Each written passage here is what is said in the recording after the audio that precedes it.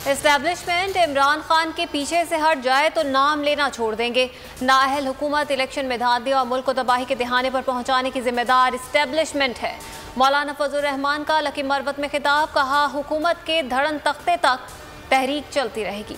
मुल्तान में जो हशर किया, लाहौर में उससे भी बदतर हालत करेंगे। पीडीएम के जलसों से हमें कोई परेशानी नहीं, इज्तिमात के हवाले से अदालत का फैसला मौजूद है। कोरोना एसओपीज़ की खिलाफ वर्जी करने वालों के खिलाफ कार्रवाई होगी। उस्मान बुज़दार की न्यूज़ कॉन्फ्रेंस। फिरदौस आशिक आवान कहती हैं मरियम नवाज जमानत पर हैं, जमानत खारिज होने पर जेल जाएंगी। बच्चों के प्रोग्राम में मार्शल आर्ट का मुजाहिरा, मुक्के से ईंटें तोड़कर भी ऑपोजिशन को दिखा दी। हुकूमत मुखालिफ तहरीक के दूसरे मरहले में क्या होगा? पीडीएम 8 दिसंबर के इजलास में अहम फैसले करेगी। इज्तिमाई इस्तीफों, वज़ीर आज़म और स्पीकर कौमी असम्बली के खिलाफ तहरीक अदम एतमाद लाने पर गौर होगा। राना सनाउल्लाह कहते हैं पीडीएम फैसला करे, नून लीग के इस्तीफे हाजिर हैं।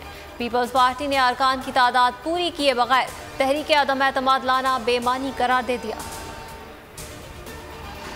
पीपल्स पार्टी कभी इस्तीफे नहीं देगी। पीडीएम में इस्तीफों पर इत्तेफाक नहीं हुआ। शेख रशीद की पेशगोई, कहते हैं अगर ऑपोजिशन ने इस्तीफे दिए तो उनको ही नुकसान होगा। शहबाज गिल ने कहा कि इस्तीफे देना जुर्रत का काम है, लेकिन एनआरओ फिर भी नहीं मिलेगा। हालत गैर में दिया गया बयान, पीडीएम के सर डालने की कोशिश जारी है।